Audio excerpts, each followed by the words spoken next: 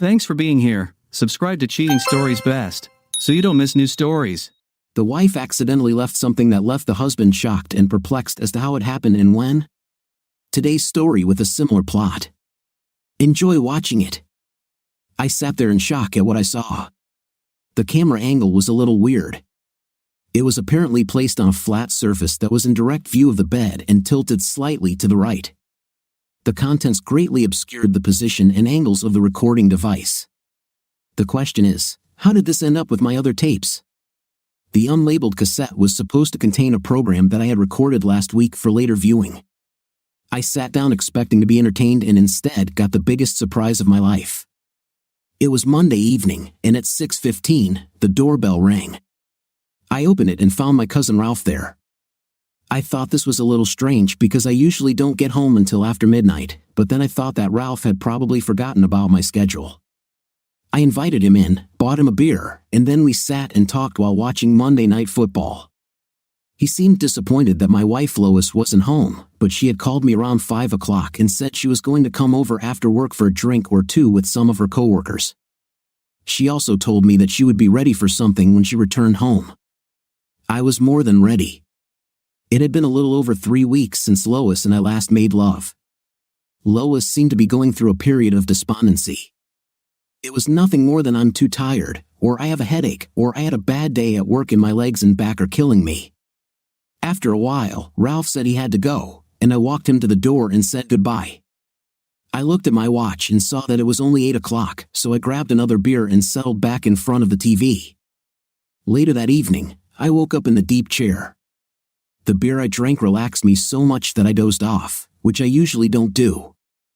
I stood up and noticed that the Yukon was parked in the driveway, so Lois must have returned home. I wondered why she didn't wake me up so we could get into bed and get on with it, as they say. I smiled and headed to the bedroom, anticipating the night Lois told me I should look forward to. She was in bed, and I undressed, pressed myself against her from behind, and then reached out and cupped her breast. She snorted softly and began to snore lightly. Damn, I thought, she's sleeping. I thought that maybe I could excite her enough for her to wake up, so I started playing with her breasts. After a while, I felt her pressing her fifth place against me again, and I began to slowly rub against her. At 44, Lois was in much better shape than girls half her age. Her fifth place was round and firm, and her tummy was toned. Her breasts were a size C and only slightly sagging. I noticed that when we went out in public together, Lois attracted a lot of male attention, and at times, I was still surprised that Lois didn't leave me for someone richer, prettier, with more dignity between her legs, or all of the above. The size of my assets between my legs was the only real insecurity I had in our marriage, and it started back when Lois and I first made love. This was on our 10th date. We had been kissing passionately since our 3rd date, and with each date, it got harder and harder. At the end of the 10th date, she asked me to come over after I drove her home and left me on the couch while she left the room to put on the coffee. She came back a couple of minutes later and was completely without anything. She smiled and said, "Coffee, tea, or me?" I got up and undressed. When I was without clothes, she looked below the waist and said, "I think this will do." She turned and headed into the bedroom, and as I watched her leave, I thought to myself, I think this will do. That, and the tone of her voice made me think she wasn't too impressed, although I didn't expect her to say something like, "Oh God, I don't know if I can stand this." I figured I was average. In my opinion, 15 to 18 centimeters was average, and I was 16 centimeters, so I thought I fell in that range. Neither Lois nor I were virgins by any means. We had both been there and done that, and I knew several of her ex-boyfriends. I had seen a couple of them in the showers and locker room, and they were about the same length as me, so I was wondering what prompted her comment.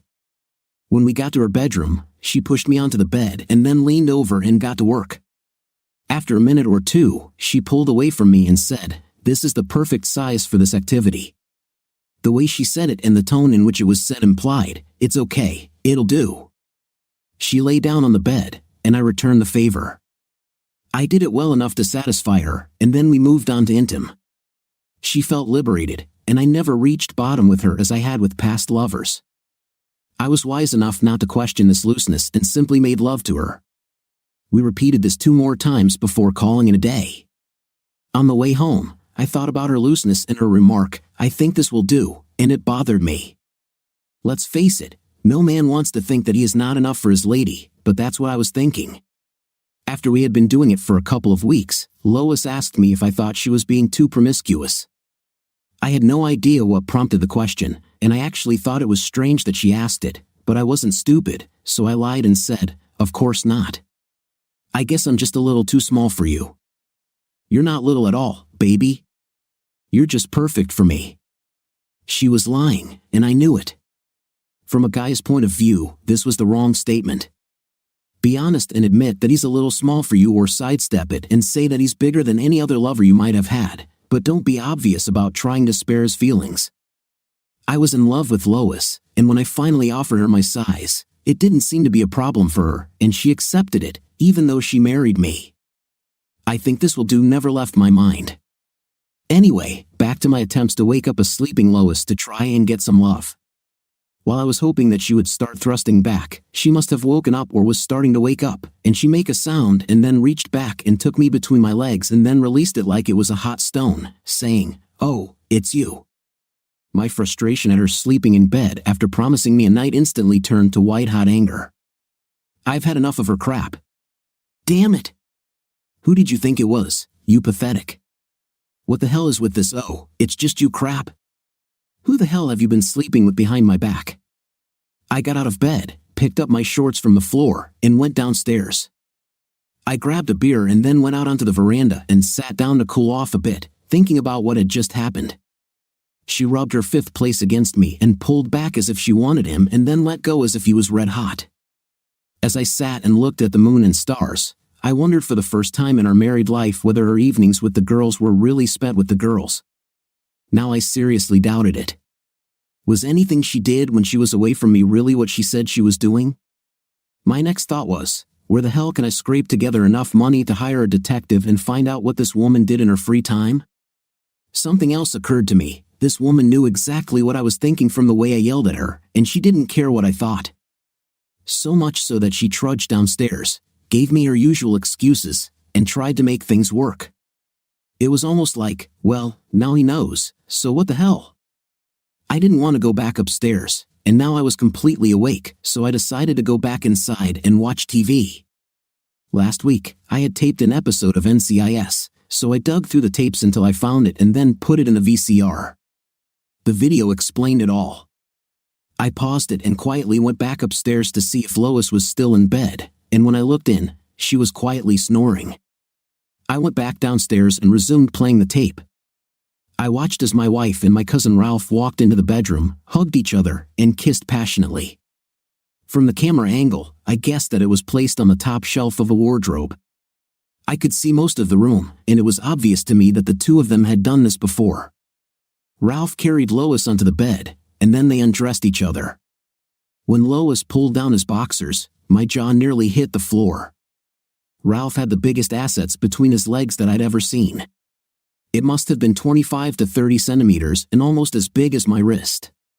He practically ripped Lois's panties off, exposing her, and then pushed her back onto the bed.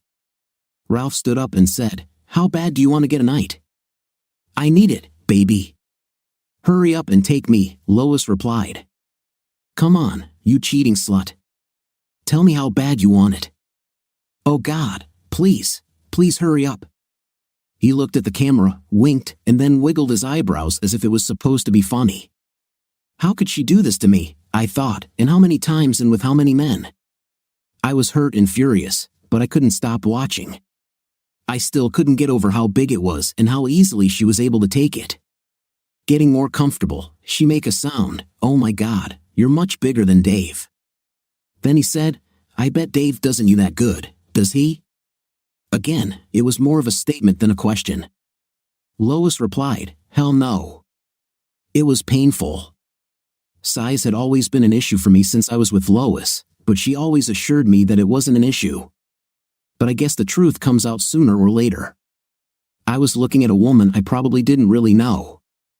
I know for sure that she never had intimate with me the way she did with him. Two thoughts occurred to me almost simultaneously. What have I done to deserve this? and all these years I've been worrying about size for no reason. I couldn't even begin to compare this to what Lois seemed to be used to. I wasn't too small for her, this little place of hers was too damn big for a normal average-sized man. Oh my God. I heard something behind me, turned around, and saw Lois standing there. Oh God, oh God, oh God. She make a sound, running to the phone and quickly dialing a number, repeating in a sing-song voice, "Answer, damn it, answer, answer the phone. Damn it, Ralph. Dave knows. He got hold of that stupid tape you just had to record. I do not know how. You should have taken the damn thing with you when you left. You couldn't take it. Dave is sitting here watching this right now. I think I knew where my NCIS tape was." I stood up and walked over to Lois, but she flinched and backed away from me. She probably thought I was going to hit her, but what I did was snatch the phone out of her hands. "Why don't you come and pick up the tape, Ralph? Just remember to wear your bulletproof vest when you arrive. It would be extremely wise of you to never again allow yourself to be anywhere near a place where I might end up. Keep in mind that from now on, I intend to attend every family event just hoping and praying that you will be there too. I won't waste my time looking for you, but rest assured that one day I will come across you, and when that day comes, it will be the worst day of your worthless life." I hung up the phone, looked at Lois, and said, "Thanks to you and my stupid cousin, I don't have to spend money on a private investigator. You two have provided me with all the evidence I need." I went back to the VCR, took out the tape, and kissed it, then put it on the TV. Lois asked in a trembling voice, "What are you going to do?" "What the hell do you think I'm going to do?" "I'm going to divorce your stinking fifth place." "But I don't want a divorce," she said. "Why the hell not? From what I just looked at, it's obvious that you don't give a damn about me. You should be thrilled to death that you're getting rid of a man who doesn't meet your needs. Go pack your bag and get the hell out of here before I actually lose my temper and do what I'm quickly beginning to believe you fully deserve." She almost ran out of the room.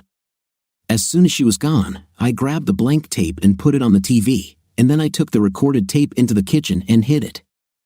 I made some coffee, sat down at the kitchen table, and started making a list of what I needed to do in the morning.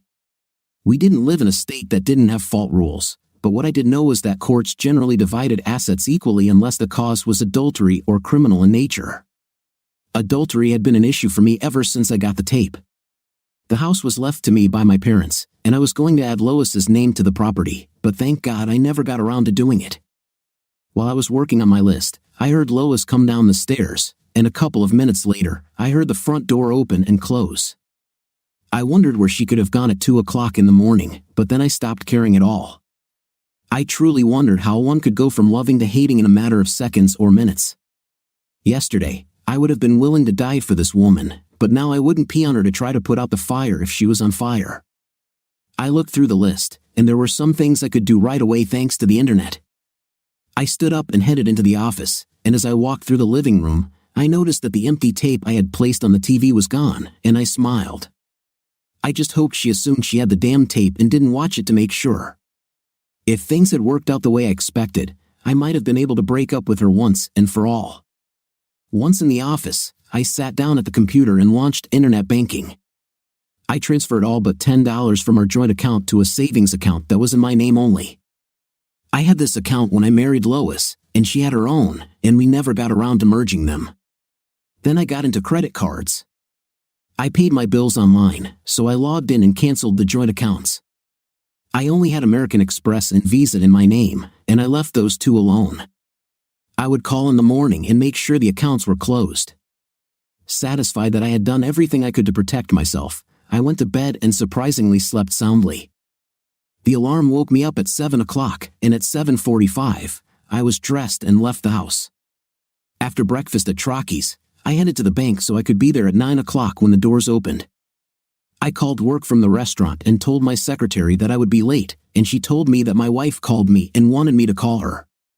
There's little chance of that, I thought, hanging up. When the bank opened, I rented a safe deposit box in my name only and then transferred everything from the safe deposit box that Lois had access to into my new safe deposit box. That done, I headed to the office where Myra, my secretary, handed me some slips of messages and told me that Lois was still trying to contact me. I told Myra that Lois and I were getting a divorce and asked her not to bother receiving any messages from her.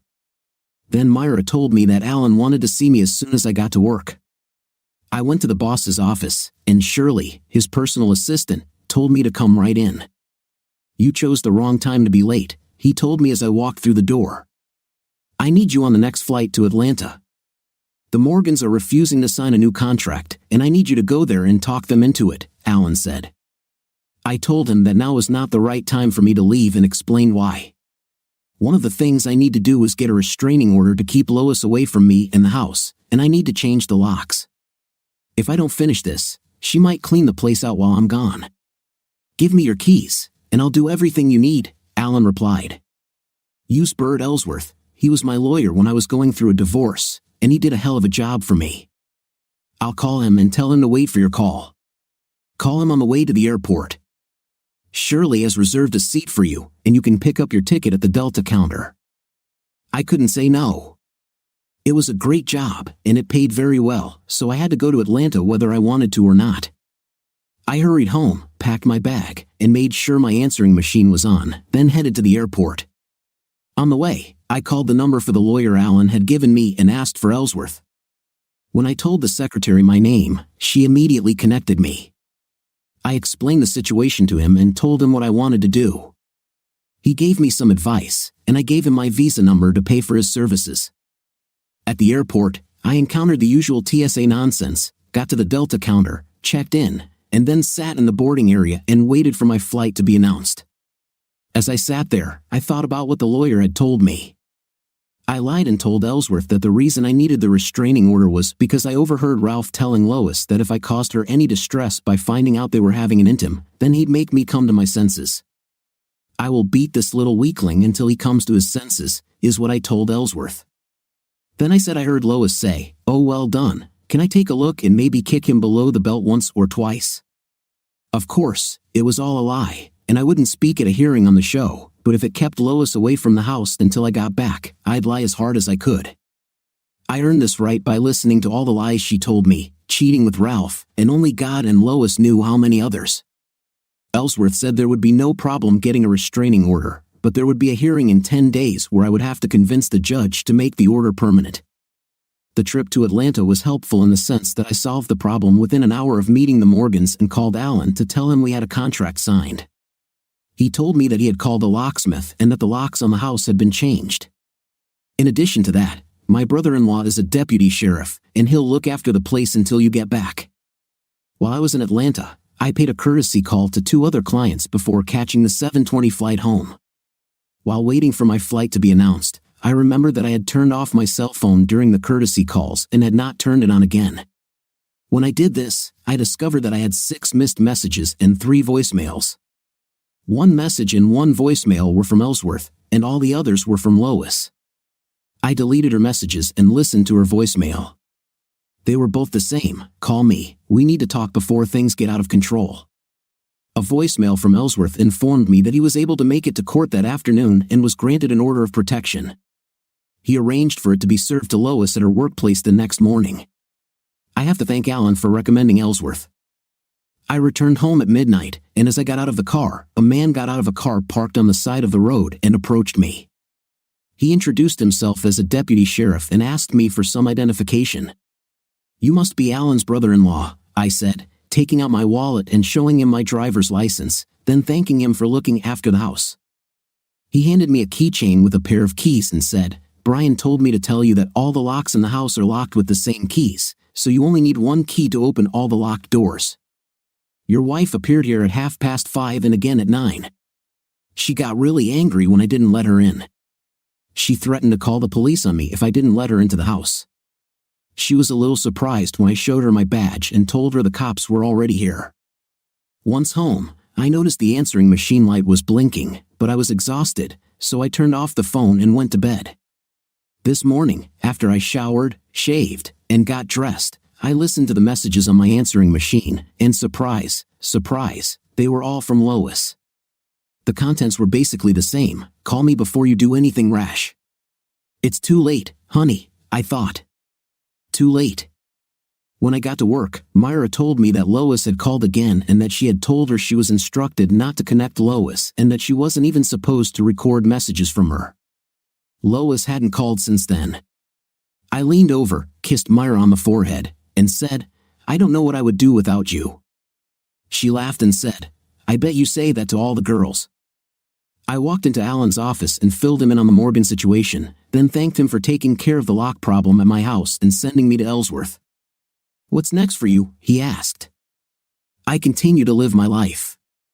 I will try to find a good woman who will tolerate me. You can handle it. The first couple of months will be difficult, but over time, everything will get better." I went to my office and got down to business. At 9 o'clock, I called Ellsworth, and he told me the papers would be filed by 10 o'clock and he could serve Lois before lunch if I wanted. I told him to go ahead and do it. At 10 minutes to noon, Myra poked her head into my office and invited me to go to lunch with her. I needed a break, so I agreed. We walked into the cafe and took a table. After Mandy took our order, Myra asked, "How are you doing?" "I'm fine." "Why do you ask?" "Both my older brother and sister are divorced, and I know how hard it can be when you first start going through the process. I know that having someone who is not involved that you can talk to can help ease the situation. Are you applying for this job? Someone needs to cheer you up, so who better than me?" "Cheer me up?"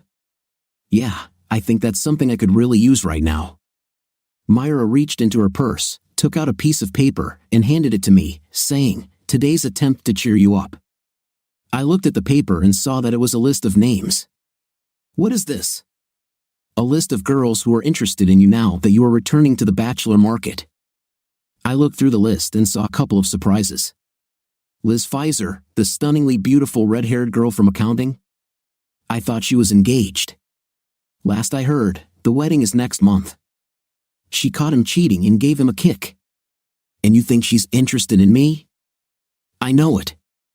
She once said that she would have you in a heartbeat if you were single. I looked at the list again. There were 7 names, and besides Liz, there were 2 more that might interest me. Are you saying you know they are all interested? I heard that each of them showed interest in you once or twice. I smiled and said, "I noticed that your name is not on the list." I thought about putting it there but decided that under the circumstances, it would be better not to. Why didn't you? Besides the obvious fact that I'm married and you know it, surely you just admitted that you've been thinking about it. The answer is that you are just beginning to experience a divorce caused by your wife's infidelity. I thought that under the circumstances, dating a married woman who cheated would be the last thing on your mind. Are you cheating? I thought you and Harold were fine. We were until I found out that he was cheating with his secretary. Instead of getting a divorce, I decided to maintain my comfortable lifestyle and pay him back in kind. Well, you're wrong about one thing. Knowing that you're married and cheating wouldn't stop me. You should have put your name on the list. You would be the perfect woman for me right now. Now I know you're joking. I am far from being an ideal woman. That's where you're wrong. There are 3 names on your list that interest me, but you have one thing that they don't have. And what, pray tell, could it be? You are married, but they are not. Now this is something you just have to explain. Right now, emotional confusion is the last thing I need. It would be too easy to become emotionally invested in the 3 on your list that interest me. On the other hand, you're already spoken for, and by your own admission, you are happy to cheat on your hubby. An eye for an eye. If I contacted you, there would be no emotional component. We'd be hookup buddies. Are you serious? Do you really mean it? Of course. Seriously. Don't get me wrong, honey.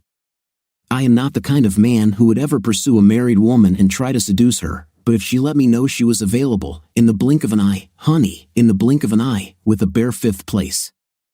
Then what would you say about a long lunch? I would be all for it. Do we have time today? Not today. I have a meeting with people from Hayes at 2 o'clock, but I have a clear schedule for tomorrow. This is a date. Was I a hypocrite for having a night with another woman while still married to Lois and considering that I was kicking her out for cheating on me? Not in my imagination. According to Ellsworth, Lois was to be served by the time I had lunch with Myra, and once Lois had her divorce papers in hand, it was my understanding that we would be officially divorced, and I would be free to do whatever I wanted. At 2:45, my cell phone rang. I looked at the screen and saw that it was Lois. Knowing that it was probably because she had been notified, I decided to answer the call. "What do you want?"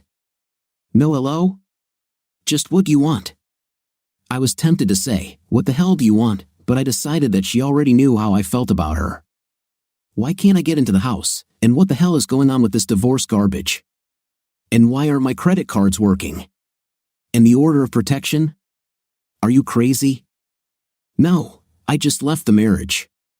Your cards aren't working because one of the things you do when you get rid of a cheating wife is cancel her credit cards. And the reason you can't get into the house is because you don't live there anymore, and I don't want you there. You need to stop this nonsense, Dave. You can't seriously want to lose half of everything you have because I had a little fun on the side. That's all it was, Dave, just some fun intimate. There was no love there. You are the only one I love. I don't think so, Lois. From what I understand, you are a cheating wife, and that is why I filed the complaint citing adultery as the reason. We need to talk. We need to sit down face to face and talk about this, Dave. I think I surprised her when I said, "Okay, where and when?" "Home, at 10 o'clock today." "I don't think so. I kicked you out of the house and won't let you back in again. You can't keep me out of the house, Dave." "Of course I can. I'm the owner of the house, Lois. You're not on the deed. My parents left the house to me, not to you and me. I'll let you in to get the rest of your things, but only after my lawyer makes sure there's someone from the court there to ensure you don't take anything you're not entitled to. Why don't we forget about all this legal stuff and just sit down and figure it all out?" I said I'm ready to talk to you, just not at home. You're being completely unreasonable, Dave. If not in the house, then where? Tomorrow evening at Angelina's at 6 o'clock. We can take a booth in the back, which should give us plenty of privacy. I closed the phone to end the conversation, wondering if Lois really thought I was stupid enough to fall for the "it was just a night with him, I only love you" line. Even as this thought flashed through my mind, I already knew the answer would be yes. And why shouldn't she think I'm a fool? I was stupid enough to let her get away with this for years. That evening, coming home from work, I went to the bar on the runway for a drink or two to drown out my sorrows. Also, since it was Wednesday, it was open mic night, and I thought maybe one or two comedians could make me laugh and cheer me up. I sat down at the counter, and Karen saw me, came over, and asked, the usual, "Dave?" "I don't know, honey. My usual order is a beer and a date with you, and so far, all I've gotten is beer. I keep telling you, Dave, I have a boyfriend, and I'm going to stay with him. Then probably just beer." As she went to get the beer, I watched her fifth place jiggle and wondered if her boyfriend appreciated what he had, a fiery redhead, 165 centimeters tall, with breasts to die for, if her low-cut blouses don't lie. I'd been flirting with her for years, knowing that harmless flirting was all it was, but now that Lois was out of the picture, I really wouldn't mind getting serious with Karen. But then this boyfriend thing came along. On the raised stage, a woman was trying to become a stand-up comedian. A surveyor stops by Will's farm in eastern Minnesota and says he has bad news. "I discovered that your farm is not in Minnesota, it's actually in Wisconsin." Will let out a huge sigh of relief and said, "This is the best news I've had in a long time. I was just telling my wife this morning that I don't think I can survive another winter in Minnesota." The crowd laughed heartily at her, and she continued, "The New York City Department of Education reports that only 26% of city students in grades 3 through 8 passed the English portion of a recent standardized test. But on the other hand, they are too bad at math to understand how bad it is." This time she received a polite chuckle but moved on to the next joke. The new pastor visited the homes of his parishioners. At one house, it seemed obvious that someone was home, but there was no answer to his repeated knocks. He took out a card, wrote Revelation 3 verse 20 on the back, and stuck it on the door. When the offering was processed the following Sunday, he discovered that his card had been returned, and Genesis 3 verse 10 was added to it. Reaching for his Bible, he glanced at the quote and burst into laughter. Revelation 3 verse 20 begins with the words, "Behold, I stand at the door and knock.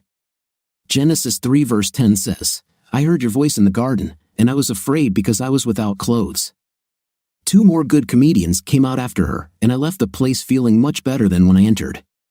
Perhaps there was some truth to the old saying that laughter is the best medicine. The next day at work, before I even sat down at my desk, Myra reminded me that we had a lunch date. The morning turned out to be quite busy, and at 11:30, Myra and I went for lunch.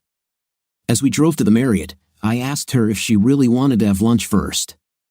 She laughed and said, Night on a full stomach slows me down a little, and I don't want any slowness my first time with you. I registered us as Mr. and Mrs. Ralph Tomlinson. I thought it was fitting that I use Lois's lover's name to get my first piece of 5th place from another woman. Once in the room, Myra immediately began to undress, and she managed to undress much faster than me, but then she had a head start. She entered the room without panties or a bra and kept her high heels and thigh-high nylon stockings on. The sight of the secretary standing there caused the stone statue to get excited, but I didn't. This was only because I got mine in the elevator on the way to the floor where our room was located. Oh, that's great, Myra said, looking at my excitement. Imagine what that did to me after I heard what Lois said, which caused me to carry this uncertainty within myself for years. Myra lay on her back on the bed, spread her legs, and said, Come and take me, my love. I joined her on the bed and moved to lie on top of her, but she said, Nothing like that, lover. Maybe later, but I've been hot and wet since we made this date yesterday. Take me first, and then we can do other things. I wasn't going to argue. When we finished having an intimate, she turned and said, Now we can do something else, and she reached down and got to work. We parted, and as much as I wanted to lie down next to her and hug her a little, I couldn't. A long lunch was something we could get away with, but not an afternoon rest. I got up quickly, went to the bathroom, and started getting dressed. You can stay a little longer and take a shower or clean yourself up, I said, but I need to get back to work. Don't be stupid, Myra said. Why should I wash you off of me? Going to hubby while still smelling my lover's scent on me is one part of my revenge against him. The rest of the day went by quickly, and then it was time for me to head to Angelina's to meet Lois. I got there first and took a booth at the back of the hall. I wanted this spot because it was the farthest from the dance floor and therefore the quietest.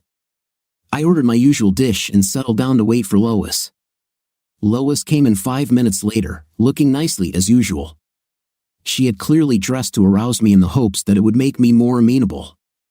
Normally, seeing her like this would instantly lift my spirits, but realizing what she had done to me and my marriage killed that desire. She sat down, and when the waitress came and asked Lois what she wanted to drink, Lois ordered her usual Cosmo and had a very angry look on her face as I told the waitress, Separate checks, please. I took a sip of my beer and then said, Okay, Lois, you called this meeting, so speak your mind. Honestly, Dave, you could be a little more polite given the circumstances.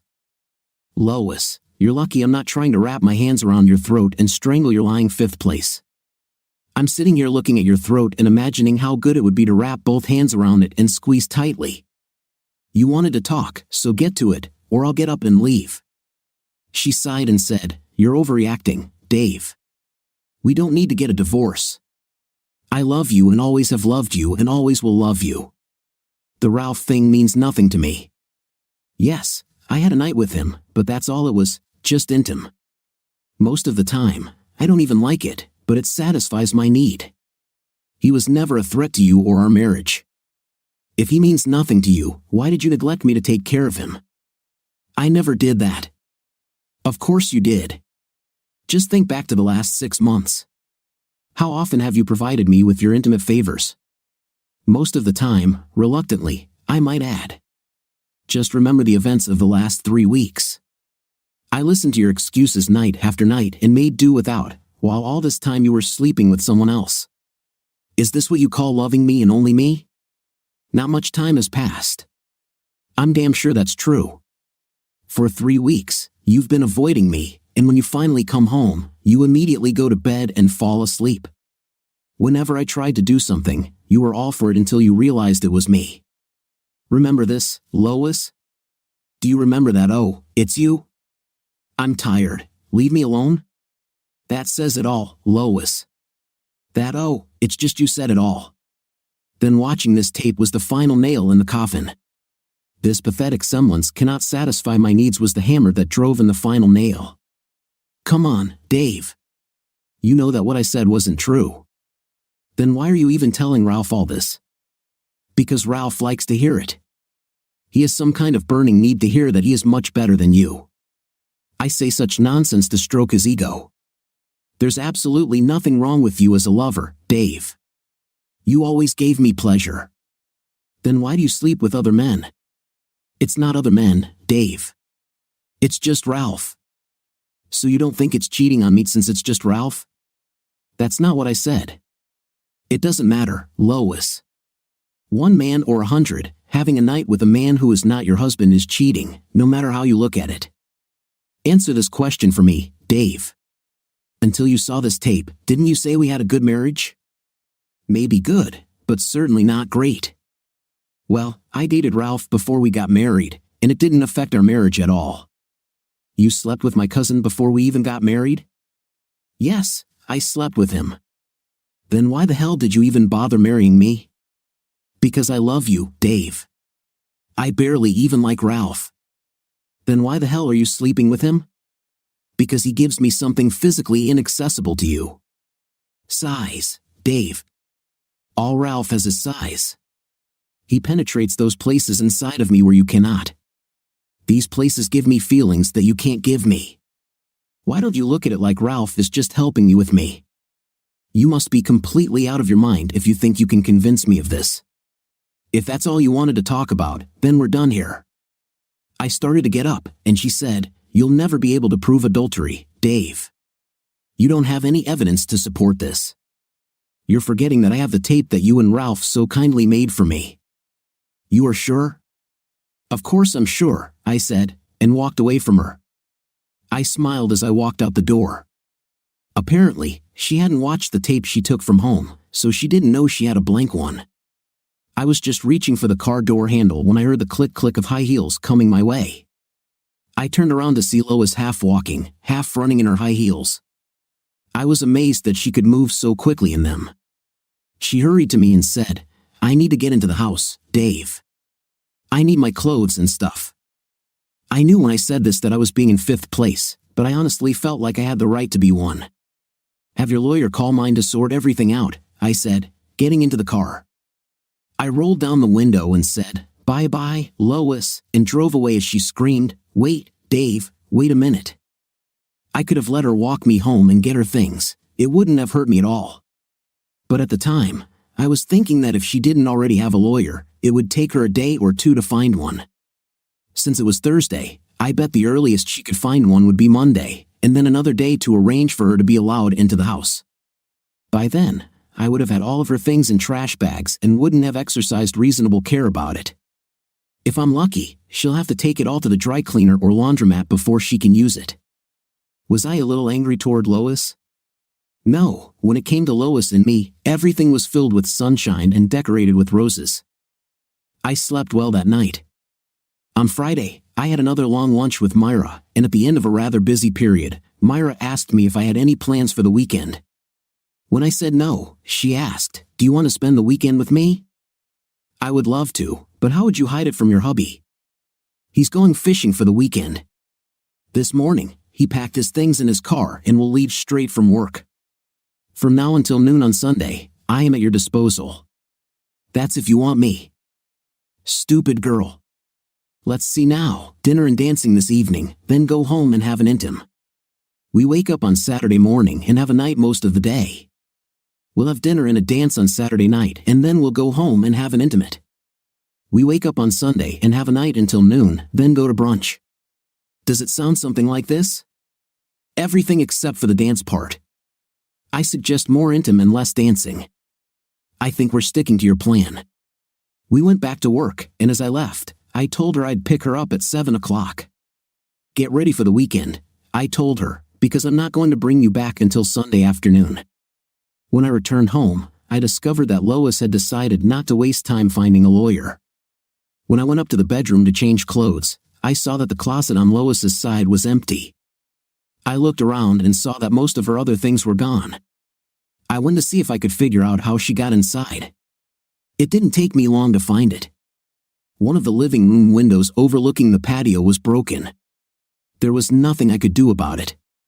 Calling the police would be a waste of time since I wouldn't be able to prove that Lois did it. I got a modicum of satisfaction seeing there was some blood on some of the glass shards. Lois must have cut herself getting inside. I grabbed the yellow pages and found a glass company, called them, and made an appointment for the next day. I then decided to leave the mess until the morning. With that decision made, I went upstairs, showered, and got dressed for my date with Myra. We had dinner and then went dancing and drinking. We were in bed at 11 o'clock but didn't fall asleep until 3 o'clock. Believe me when I say I was damn tired when Myra finished with me. I set my watch for 9 because the glass company said they would be there between 10 and 12. I didn't have to worry about the clock because Myra woke me up at 7:20 in the most miraculous way. I woke up and discovered how much pleasure she gave me. This led to night in different positions and then showers. Lathering and washing each other's backs, sides, and then the front of each other's bodies led to having an intimate in the shower. More soaping and scrubbing brought us back to bed. By then, it was almost time for the glass master to appear, so breakfast was over, and we decided to have an early lunch instead. While waiting for the glazier, I removed the broken glass and had just finished when the glazier arrived at 10 minutes to 10. He finished everything at 10:40, and by 11 o'clock, Myra and I were at Trockey for brunch. After Jared took our order, I asked Myra what she wanted to do after lunch. Lying around anywhere making lazy love. Embrace? I can do it. And that's exactly what we did. We were in a great mood, and by 5 o'clock, we decided that we would order pizza and just carry on with what we had been doing most of the day. We decided not to have a night on full stomachs, so we cuddled on the sofa. We watched TV for an hour or two, and then, in the middle of a program whose name I don't even remember, Myra began to caress me. This game could be played by two, so I started playing with her breasts, and we had an intim again. When Sunday morning came, I realized that I would have to return her to her husband. With this realization, a thought came, and over pancakes at a village inn, I asked, "How much time do I have?" "What do you mean?" "How long will it be before you leave me?" "What makes you think that I would leave you?" "The way you said it when you told me you cheated on your hubby. I got the impression that you just did it occasionally and didn't date anyone for long periods of time." "Maybe, but it was never my choice. Usually, the guy I dated would end up getting a little possessive and want me to leave Harold for him. The problem is that they weren't in Harold's class. None of them could support me in the lifestyle I enjoyed as Harold's wife. I just couldn't imagine leaving a nice house in a nice area to live in a 2-bedroom apartment and spend my time wondering if we could pay this month's bills. Besides, most of them weren't any better in bed than Harold. And then there was the fact that they were dirty idiots. At least, that's how I looked at it. They had to be dirty idiots if they hit on a married woman. But I always wore my rings. I don't understand the logic here. You went out looking to get hit on, and you knew they knew you were married when you slept with them. True, but I wasn't looking for a replacement for Harold. I just wanted to get even. Just because I clung to them if they were halfway decent in bed didn't mean I really cared about them that much. Let's face it, if they came for me knowing I was married, do you think I would ever be able to trust them if I made our relationship permanent? So I'm just another bag of. Do not be silly. Of course, this is not true. I've been working for you for over 5 years now, and not once in all this time have you even flirted with me. Think about what brought us here, beloved. I almost gave you an engraved invitation. You told me straight out that you would never pursue a married woman, and you didn't. I put it out there for everyone to see, and you were smart enough not to refuse. If anything happens, it will be you leaving me. I can promise you that. If I do this, it won't be soon. Do we have time to make love one more time before I have to take you home?" She gave me a big smile, and we did just that. When I went to bed on Sunday night, I was one of the most intimately satisfied men in the state and perhaps even the surrounding area. On Monday, as I drove to work, I thought about my relationship with Myra and realized that this could not continue, at least not the way it continued over the weekend. I sued Lois for adultery, and if she had hired a lawyer, one of the first things he would have done would have been to get her to get something out of me that she could stand up to. If she had failed to resist, I would have taken the lead in asset allocation. Getting caught with Myra would give Lois an argument, but there was no way I was going to go without a night for as long as it took to get a divorce. I went without it long enough while I was married to my wife. When I got to work, I called Myra into my office and outlined the problem to her, then asked if she had any ideas. A couple, but I don't know if you can pull it off. Tell me, and let's see. You have these 3 uncomfortable chairs here in case clients come over. You need to put a comfortable sofa here for them to sit on. I can do it. Then you stay and often work late, so naturally, I'll have to stay late to help you. After we've put the new sofa to good use, you leave. I will wait 10 or 15 minutes to give those who may be watching you enough time to follow you without them seeing me leave. This should work. Another thing we could do is I'll leave for lunch before you and go to the hotel, get a room, and then call you and give you the room number. When you get to the hotel, take the elevator to the 2nd floor where all the meeting rooms are located, and then take the stairs to the floor where the room is located. However, we won't be able to do this very often. There is a limit to the number of conferences you can attend without raising eyebrows. What could stop them from coming up and making sure that I was at the conference? Before you go up the stairs, put a do not disturb sign on one of the conference room doors. But it won't really matter. They will need to see us together, and as long as we come and go separately, we will be fine. I told Myra to plan a conference for the next day and then send her back to work. I had a full day at work, so I didn't get around to ordering the sofa until 4. I didn't waste time going through channels to get approval, I just ordered it and paid for it myself. At 5, I called Myra into my office and told her that she needed to tell her husband that she had to work late on Thursday. They will deliver the sofa around noon. How did you get the accounting department to approve it so quickly? I didn't ask them. I bought it myself. She looked around, saw no one, and kissed me. Then she said, I was hoping I wouldn't have to wait until Thursday. Have you already forgotten about tomorrow's conference with the guys from Ajax? Damn it, how did this get out of my head? I was in a good mood the whole way home, and then the good mood faded when I pulled up to the house and saw Lois parked in the driveway. She was parked in the middle so I couldn't walk past her to get into the garage. I parked so that she had room to reverse and drive away. When I got out of my car, she got out of hers and then came up to me and said, We need to talk, Dave. Everything is getting out of control. I ignored her and walked past her to her car. I opened the door, reached inside, and grabbed her purse, which she had left on the seat. I turned it upside down and dumped the contents onto the seat. I took her wallet, took all the money out of it and counted it, and then put it in my pocket and threw the wallet on top of the rest of the trash on the seat. You still owe me $14 for the broken window, and we don't need to talk. I've already said everything I needed to tell you. Damn it, Dave, I love you, and I don't want a divorce. We can work things out. It doesn't have to end for us. Yes, that's right, Lois. There's no way in hell we can stay together, especially after I found out that you backstabbed me before we even got married. We're done, Lois, finished. I hope that you would listen to the voice of reason, but I guess deep down I knew that you wouldn't. If you are determined to get a divorce, I will have to fight you.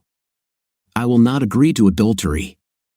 I know what this condition is, and I will not agree to a 70/30ths asset split. When I get a lower number, I'm sorry, you don't think you should be punished for what you did to me, but adultery still stands. You'll have to prove it, Dave, and you can't. It will be your word against mine, and I will deny it to hell and back. I will say that you are simply trying to defraud me out of my fair share of our assets. You might even be fined for it. You seem to forget that I have clear proof that you committed adultery with my idiot cousin. No, you don't understand, Dave. I grabbed this tape as I was leaving the house and then destroyed it. It will be your word against mine, and without any evidence, you will lose. Did you destroy it? Ralph will never forgive you. He wanted this tape so bad. He might even get so mad at you for ruining it that he just stops.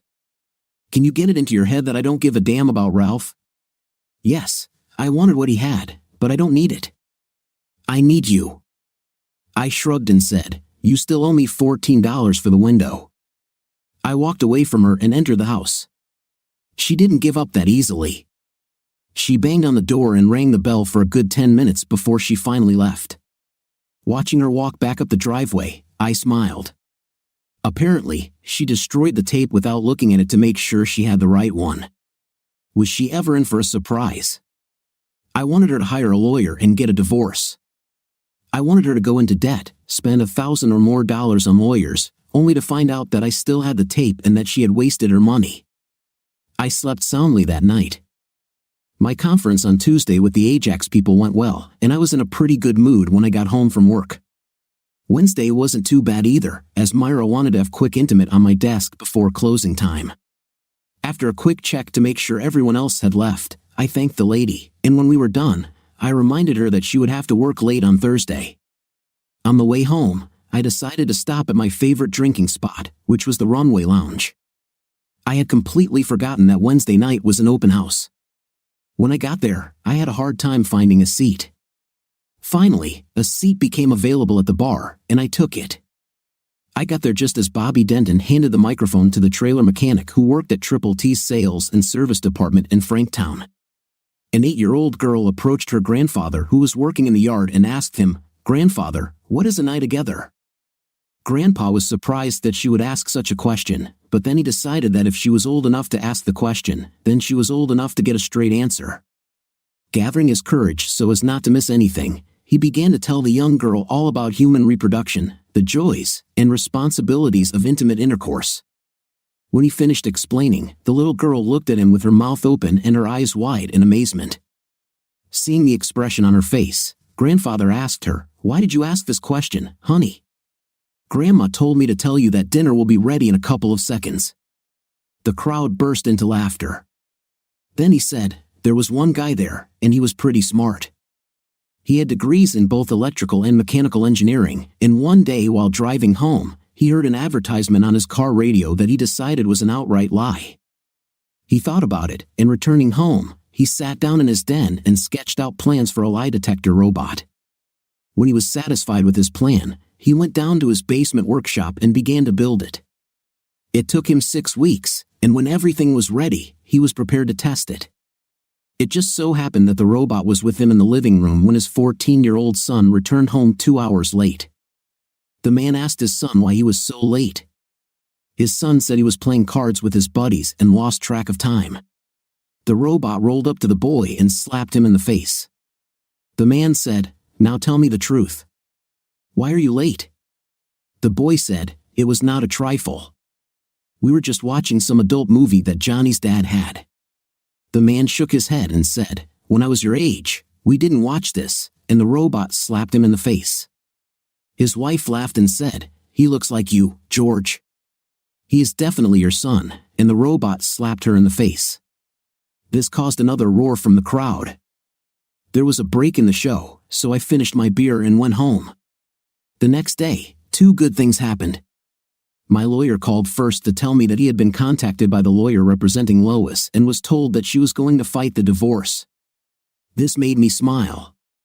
Secondly, my black leather sofa was delivered. The next 2 weeks flew by.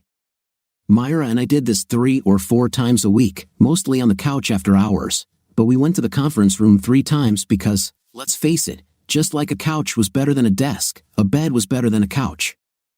Also during this period, Lois called me almost daily, saying that she needed me and that I just couldn't win, so why not just accept things as they were in the past and move on with our life together? I could have stopped the calls by buying a new cell phone with a different number and changing my home phone number, but I took some perverse pleasure in telling her that she was wasting her time. All this time, she knew that she had no idea what was about to happen to her. Meanwhile, Ellsworth and the lawyer Lois hired spent time sorting things out. I was hoping Lois's lawyer was paid hourly and would pay his bill. I agreed with Ellsworth on a flat fee, so I didn't care how long it took. Ellsworth knew about the tape and was, in fact, in his possession, but he never told Lois's lawyer about its existence. They bargained with another lawyer, arguing that Lois would stop fighting for the divorce if I changed the grounds from adultery to irreconcilable differences and agreed to an equal division of property to give Lois some hope. I told Ellsworth that he could lower the rate from 70/30ths to 65/35ths, knowing full well that she would not accept it. Ellsworth told me that he would have to tell the opposition about the existence of the tape before going before a judge. He said the judge would be extremely angry if we had not made every effort to come to an agreement before going before him. I told Ellsworth to use his best judgment. What the hell, that was what I paid him for, right? Lois actually put someone on me, or at least I was pretty sure she did.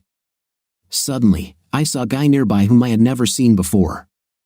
I never noticed him actually looking at me, but he seemed to be there no matter where I was. Maybe it was me being paranoid, but on the other hand, maybe not.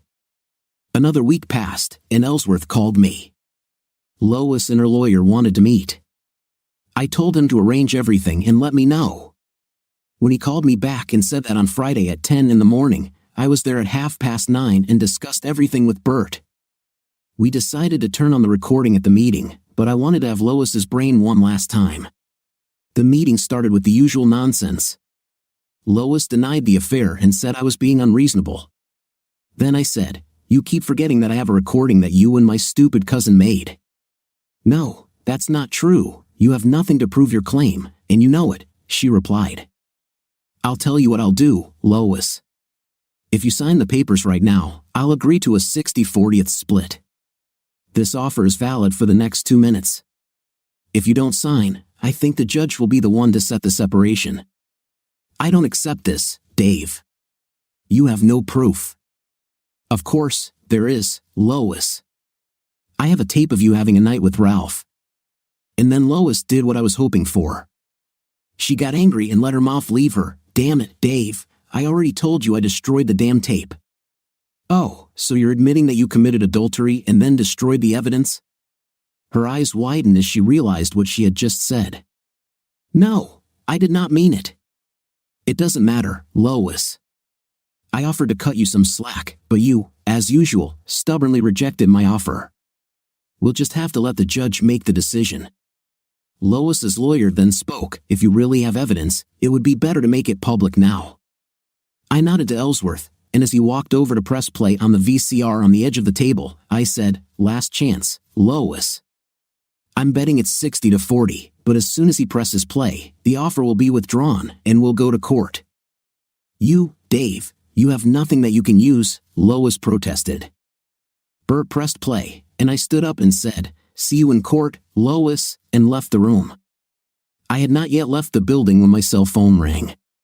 It was Bert. "They want to make a deal." "No thanks," I replied. I gave her a chance, and she didn't take it. All this did was increase the number of phone calls I received from Lois. I had turned off my home phone, and Myra knew I wasn't allowed to forward calls from Lois, so the only way Lois could reach me was through my cell phone.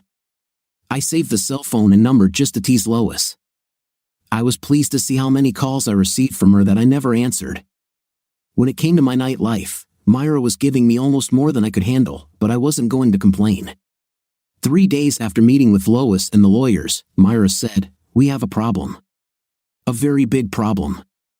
"Oh," I thought, her hubby found out about us. "How bad is it?" I asked. "Pretty bad," she replied. "Harold must fly back to Ohio to settle some matters related to his parents' inheritance. He'll be gone for a week." "So what's the problem?" I inquired. "How are we going to spend the week together?" I thought for a minute and then said, "Easy. You leave work half an hour before me and go to my house. You'll park a block away and then go into the house and make sure all the curtains and blinds are drawn tightly. Then, when I come home, we have an intim. In the morning, I go to work, and if they are watching me, it will pull them along with me. You wait 10 or 15 minutes for me to clean up, and then you leave and come to work. We'll just repeat this until the weekend, and then come up with another plan. How about this weekend plan? I do the same thing I do all week, except on Friday when you get home, we just never leave the house for the whole weekend. Do you think you can handle 2.5 days with me?" "What I'm not sure about, honey," Myra replied, "is that I can survive 2.5 days with you." "We won't know until we try," I reassured her. And that's exactly what we did. I managed to get through the weekend, but as good as it was, it left me feeling a little down when it was all over, and Myra went home to be there to greet hubby when he got home. I was too used to Myra, night aside. She was good company, and I got along great with her. But I knew myself well enough to know that once my divorce was final, I would be looking for a replacement for Lois. I liked being married. I was going to want a full-time relationship. I wanted to be able to fall asleep at night cuddled up with a woman who would be there when I woke up in the morning. I could totally see myself doing this with Myra, but Myra never showed any signs that she would ever leave Harold. I always had the feeling that she was happy with him and was willing to stay with him as long as she was able to repay him in kind. I remembered the list she had shown me that had been the impetus for our romance, and I mentally reviewed it. There were 3 whom I would have loved to have, but I could not consider any of them as a suitable wife.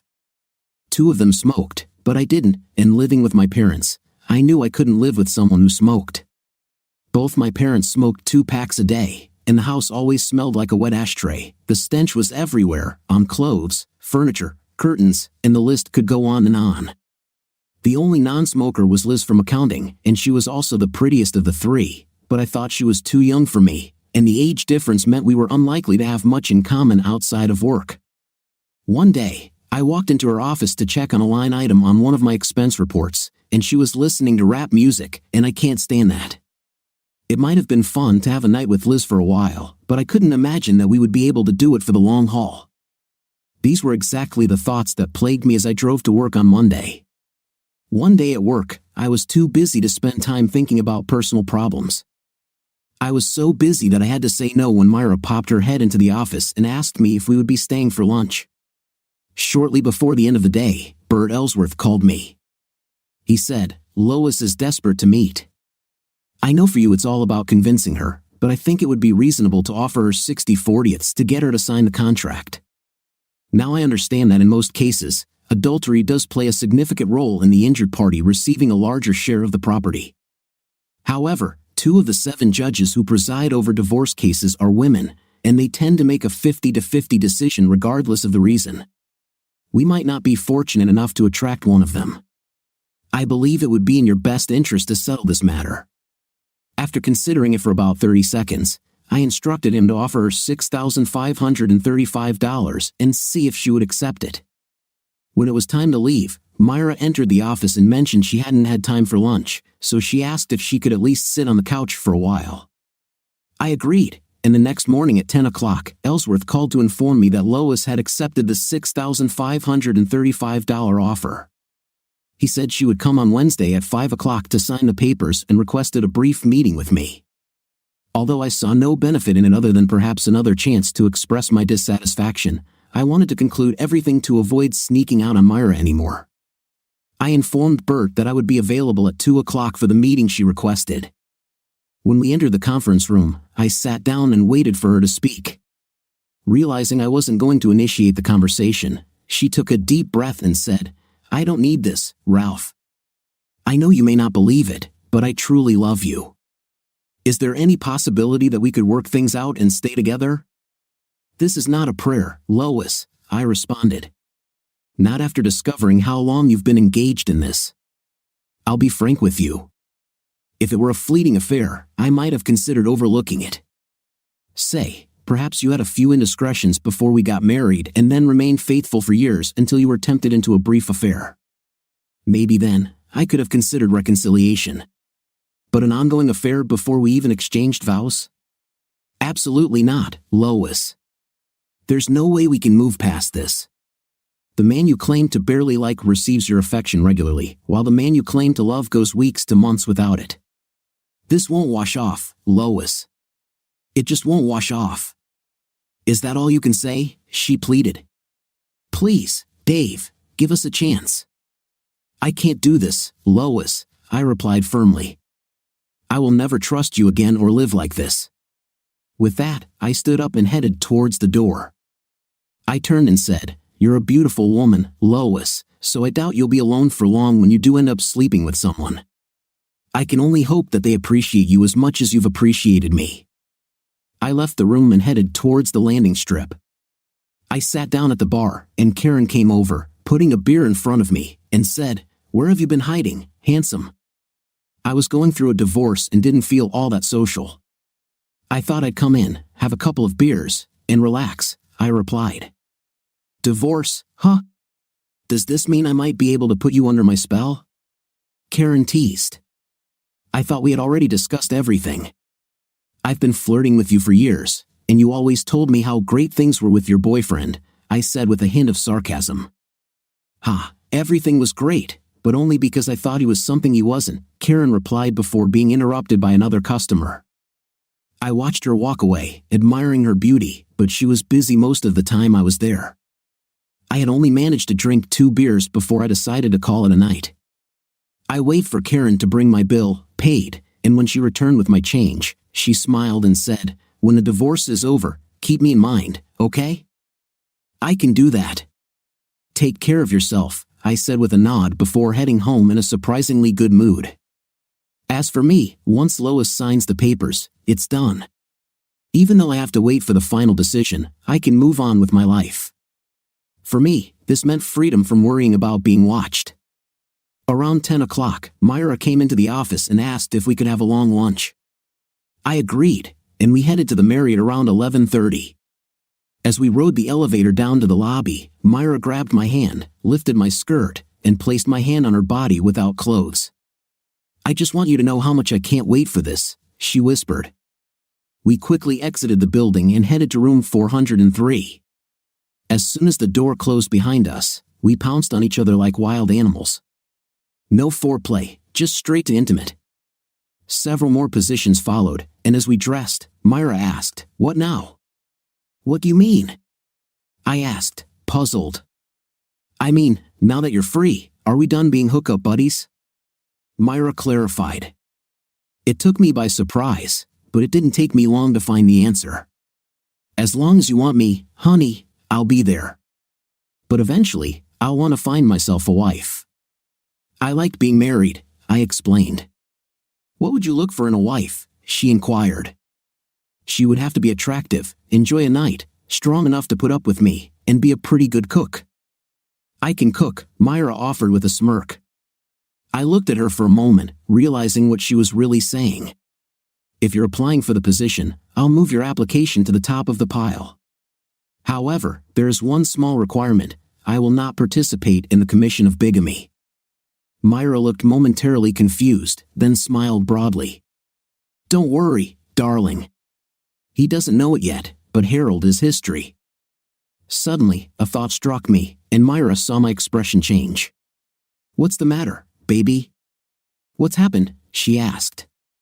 "We just got to the point where we don't have to hide anything from Lois, but now we have to hide things from Harold. While you're going through divorce proceedings, I could be wrong, but I don't think this should happen. I will give him the choice between adultery or irreconcilable differences. I have more than enough evidence to prove adultery. If I go that route and threaten to expose it, he might quickly come to terms with irreconcilable differences. Harold is a social climber at work, and he has his eye on the position of vice president. The CEO is a fanatical born-again Christian, as are a couple of the board members.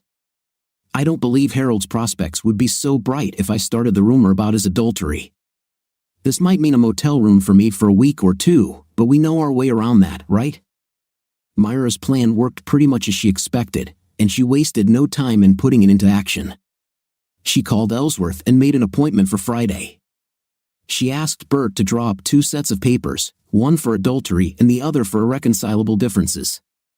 On Saturday at 11:45, shortly before the bank closed, she withdrew half the checking account, all the savings, and 4 of the 6 cards from their safe deposit box. She drove home, packed, and moved her belongings into the car. By 3 o'clock, she was settled into a motel room.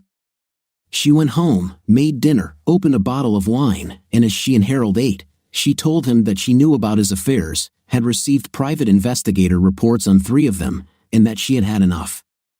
She informed him that she was going to divorce him, told him what she had done with the money, and that she would sign over her share of the house to him. She considered this more than fair since her share of the equity in the house was greater than what she had borrowed from the bank.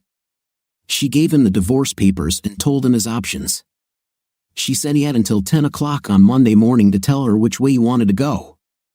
Then she got up and left the house, smiling because she had left Harold with the dirty dishes. It was no surprise when Harold called her on her cell phone and said that he would rather take the path of irreconcilable differences. They met in Bert's office on Wednesday, and Harold signed on the dotted line. Myra decided to stay at the motel for the weekend to let the dust settle. Then she moved in with me, and we planned to live together until our divorces were final, and then we would get married.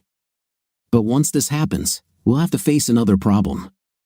Myra is damn good at her job and doesn't want to quit. However, the company we work for has a policy that family members can't work together. We could both still work for the company, but one of us would have to transfer. The closest company facility we could move to was 9 kilometers away, and it just wouldn't work for us. So we decided to lie. We wouldn't tell the company we were married. Myra wouldn't change her name and would keep her company's health insurance. We would do this until we got caught, and then Myra would quit and find another job if she wanted. She didn't really need to work since I was getting a very good salary for what I did. Myra checked out of the motel on Sunday, and by 3 o'clock in the afternoon, she was living with me. The next 2 months passed quickly without any problems. I started to relax and let my guard down, big mistake. Lois called once or twice a week, and I usually answered the call first, for the pleasure of turning her off. I should have known she wouldn't stop pestering me. It was Wednesday evening, and Myra and I were at the runway enjoying a glass or two of punch. We went there from time to time because it was always my favorite place to drink. But the main reason we were there that particular night was because one of the girls from accounting was getting up and trying to perform. We were there for encouragement and moral support. Shelley was fine, but our opinion was that she should stay at her regular job instead of trying to go into show business. She started with a man sitting reading his daily newspaper when his wife came up and hit him on the head with a frying pan. "What was it for?" asked the man.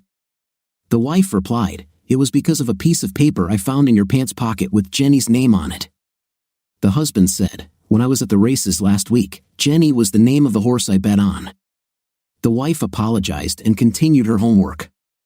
3 days later, a man was watching TV when his wife walked up and hit him over the head with an even larger frying pan, knocking him unconscious. When the man regained consciousness, he asked his wife, "Why did you hit me again?" "Your horse called," the wife answered. After polite laughter from the crowd, she continued. An elderly man and woman had been married for many, many years, although they hated each other. Whenever there was a skirmish, screams could be heard deep into the night. The old man shouted, "When I die, I will dig my way out of the grave and come back and haunt you for the rest of my life." The neighbors were afraid of him. They believed that he practiced black magic because of the many strange incidents that happened in the neighborhood. The old man liked that they were afraid of him. To everyone's relief, the old man died of a heart attack when he was 85. At his funeral, there was a closed coffin. After the funeral, his wife went to a local bar and started having fun as if there was no tomorrow. Her neighbor, concerned for her safety, asked, "Aren't you afraid that he might actually dig his way out of his grave and come back to haunt you?" The wife put down her glass and laughed. "Let him dig. I buried the old fart upside down, and I know him well enough to know he won't stop and ask for directions." As Bobby Denton was introducing the next hopeful, I felt something wet splash on me and heard, "Keep your hands off my man, you." I turned around and saw Lois come up behind us and pour the drink on Myra's head.